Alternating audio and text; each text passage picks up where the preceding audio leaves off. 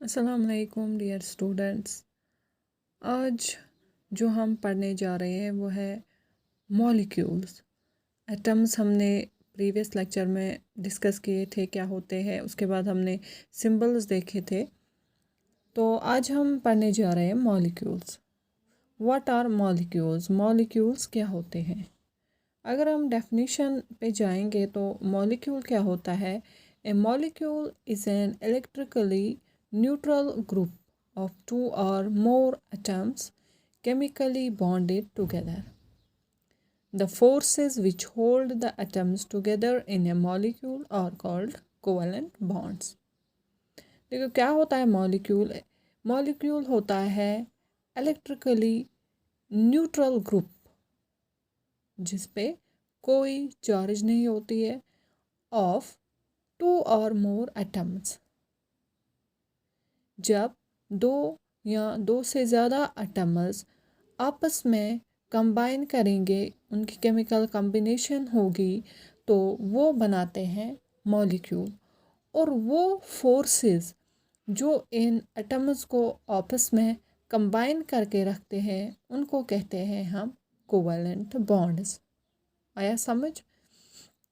तो मॉलिक्यूल्स क्या होते हैं? Electrically neutral group of two or more atoms chemically bonded together. तो फिर हम ये कह सकते हैं कि combination of atoms is called a molecule. जब भी एटम्स कंबाइन हो जाएंगे तो वहाँ पे वो मॉलिक्यूल बनाएंगे। अगर हम आपको याद होगा हमने बताया था कि एटम्स जो होते हैं they are very reactive. They are very reactive, ये हमने बताया था। वो बहुत ही रिएक्टिव होते हैं और वो इसलिए एग्जिस्ट नहीं कर सकते हैं फ्री स्टेट में, मतलब सिंगल एटम्स। तो ये जो है मॉलिक्यूल्स के साथ ऐसा नहीं होता है। मॉलिक्यूल जो होते हैं वो बिल्कुल एग्जिस्ट कर सकते हैं फ्री स्टेट में। बिकॉज क्यों कर सकते हैं वो स्टेट फ्री स्टेट में exist? Because they are very stable. Molecules क्या होते हैं? वेरी स्टेबल होते हैं, इसलिए वो एग्जिस्ट कर सकते हैं किस में? फ्री स्टेट में भी। लेकिन एटम्स जो होते हैं दे आर वेरी रिएक्टिव, इसलिए वो जल्दी जल्दी कंबाइन करते हैं और वो फॉर्म करते हैं मॉलिक्यूल्स। तो फिर हम अनदर डेफिनेशन भी दे सकते हैं मॉलिक्यूल की। A molecule is the smallest particle of a substance, element or compound which has the properties of that substance and can exist in free state. तो क्या हम फिर दूसरी डेफिनेशन दे सकते हैं मॉलिक्यूल की? हम बोल सकते हैं ये जो मॉलिक्यूल है ये स्मॉलेस्ट पार्टिकल होता है किसका? Of a substance. सब्सटेंस कौन कौन हो सकता है? या एलिमेंट हो सकता है या कंपाउंड, जिसकी प्रॉपर्टीज उस सब्सटेंस की हो और जो एग्जिस्ट कर सकता हो फ्री स्टेट में। ठीक है। अब जो ये मॉलिक्यूल्स हैं, मॉलिक्यूल्स डिपेंडिंग अपॉन कि मॉलिक्यूल्स जब फॉर्म होते हैं वो इधर फॉर्म होंगे by the combination of atoms of same element या डिफरेंट एलिमेंट।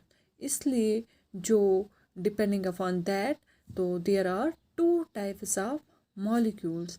एक को हम कहते हैं molecules of elements and the second ones are molecules of compounds. तो फर्स्ट हम डिस्कस करेंगे मॉलिक्यूल्स ऑफ एलिमेंट्स। शाबाश।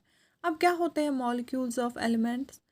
The molecule of an element contains two or more similar atoms chemically combined together. शाबाश। अब सिंपल ये है कि molecules of elements में क्या होता है कि जो एटम्स होते हैं सिर्फ सिमिलर एटम्स, दो सिमिलर एटम्स या दो से ज़्यादा सिमिलर एटम्स जब कंबाइन करेंगे आपस में तो वो बनाएंगे मॉलिक्यूल्स ऑफ एलिमेंट्स। ठीक है। देखो ये कैसे आपको समझ आएगा। If you will take here the example of,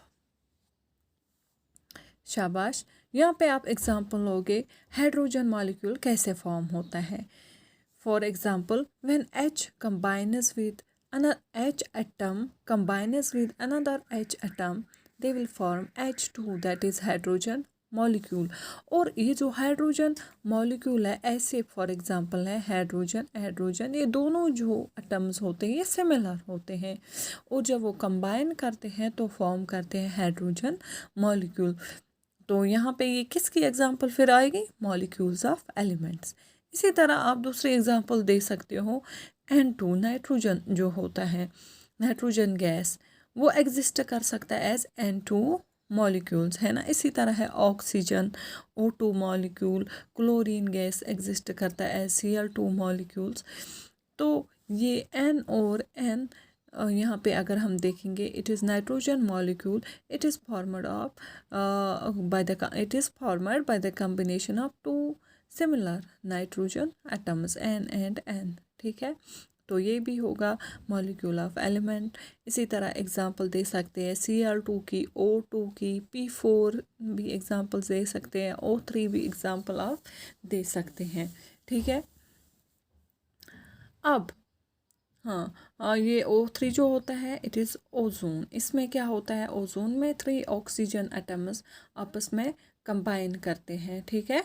इसलिए जो ओजोन होता है वो एग्जिस्ट करता है एज O3 मॉलिक्यूल। इसी तरह जो फास्फोरस है P4 मैंने बताया, P4 का मतलब होता है यहाँ पे 4 एटम्स ऑफ फास्फोरस कंबाइन होते हैं और बनाते हैं P4 मॉलिक्यूल। इसी तरह सल्फ़र अगर हम देखेंगे एग्जिस्ट करता है एज S8, तो उसमें क्या होता है, उसमें 8 सल्फ़र के एटम्स कंबाइन होते हैं केमिकली और वो बनाता है S8 मॉलिक्यूल, ठीक।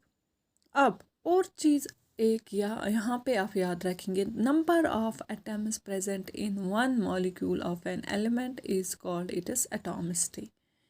अब कितने नंबर ऑफ एटम्स होंगे एक मॉलिक्यूल में, उसको हम कहते हैं एटॉमिसिटी, ठीक है। तो for example one by one हम देखेंगे। अगर हम देखेंगे एटॉमिसिटी ऑफ हाइड्रोजन, कितने एटम्स हैं हाइड्रोजन में, शाबाश, H2 में 2, तो एटॉमिसिटी विल बी 2। ओजोन में कितनी एटॉमिसिटी होगी, O3 है फॉर्मूला, तो कितने एटम्स कंबाइन हुए हैं, शाबाश 3, that is atomicity will be equal to 3। P4 में एटॉमिसिटी विल बी 4, S8 में एटॉमिसिटी क्या होगी फिर, S8। इसी तरह अगर मैं एग्जांपल दूंगी आपको Cl2 की, तो क्या होगी एटॉमिसिटी, एटॉमिसिटी विल बी 2। तो क्या होती है एटॉमिसिटी, कितने नंबर ऑफ एटम्स प्रेजेंट होंगे एक मॉलिक्यूल ऑफ एलिमेंट में, उसी को सिंपली हम क्या कहते हैं, एटॉमिसिटी। तो ये थे फर्स्ट क्लास मॉलिक्यूल्स की, molecules of elements. Now molecules of compounds, अब आपको ये खुद ही समझ आएगा। तो यहाँ पे मॉलिक्यूल ऑफ कंपाउंड्स में क्या होता है, इसमें भी एटम्स की कम्बिनेशन होती है, 2 या 2 से ज़्यादा एटम्स की, लेकिन अब जो एटम्स होते हैं यहाँ पे वो सिमिलर नहीं होते, वो डिफरेंट होते हैं। तो क्या होता है molecule of compounds, the molecule of A compound contains 2 or more different types of atoms chemically combined together। अब यहाँ पे सिमिलर एटम्स कंबाइन नहीं होंगे बल्कि different atoms, that is why इनको हम कहते हैं molecules of compounds. For example hydrogen chloride एक कंपाउंड है HCl जिसकी फार्मूला है। तो H अगर हम देखेंगे एंड Cl ये है, फॉर एग्जांपल यहाँ पे this is HCl, this is hydrogen chloride, it is a compound. तो यहाँ पे 2 डिफरेंट एटम्स है इसमें भी, एक तो है हाइड्रोजन, दूसरा है क्लोरीन, तो 2 डिसिमिलर एटम्स हैं, तो ये बन गया मॉलिक्यूल ऑफ कंपाउंड। इसी तरह जो कॉमन एग्जांपल आप दे सकते हैं अपनी डेली लाइफ में, वाटर तो सबों को पता होगा क्या होता है, वाटर की फार्मूला होती है H2O। तो कितने शाबाश यहाँ पे एटम्स कंबाइन हुए हैं, एक तो हाइड्रोजन के 2 और किसके साथ कंबाइन हुए हैं, ऑक्सीजन का एक एटम, तो ये बन गया मॉलिक्यूल ऑफ कंपाउंड, ठीक है। तो क्योंकि यहाँ पे डिसिमिलर एटम्स हैं। इसी तरह CO2 है जिसमें कार्बन है और ऑक्सीजन के एटम्स कंबाइन होते हैं, 2 ऑक्सीजन एटम्स कंबाइन होते हैं विद 1 कार्बन एटम, तो बनाते हैं कार्बन डाइऑक्साइड मॉलिक्यूल। इसी तरह NH3 जो होता है अमोनिया, अमोनिया भी बना होता है 1 nitrogen combines with 3, 1 nitrogen atom combines with 3 atoms of hydrogen और वहाँ पे फॉर्म होता है NH3। दूसरी एग्जांपल आपने इसमें ऐड कर सकते हो SO2 की, सल्फर डाइऑक्साइड की, CH4 दैट इज़ मीथेन की, वगैरह वगैरह इसमें आप दे सकते हो। ठीक है। और एक चीज़ जो आप यहाँ पे नोट करके रखेंगे वो ये है कि ए compound which contains of molecules is called A molecular compound. अब वो कंपाउंड जिसमें जो कंसिस्ट करता होगा मॉलिक्यूल्स, उन्हीं को हम कहते हैं मॉलिक्यूलर कंपाउंड्स। जो भी है hydrogen chloride, water, carbon dioxide, methane, ammonia, तो ये सारे क्या है मॉलिक्यूलर कंपाउंड्स। क्योंकि ये जो यहाँ पे कंसिस्ट करते हैं they consist of only molecules and not ions, इसलिए यहाँ पे आप कंफ्यूज नहीं होंगे। यहाँ पे इनको हम बोलते हैं मॉलिक्यूलर कंपाउंड्स। ठीक है।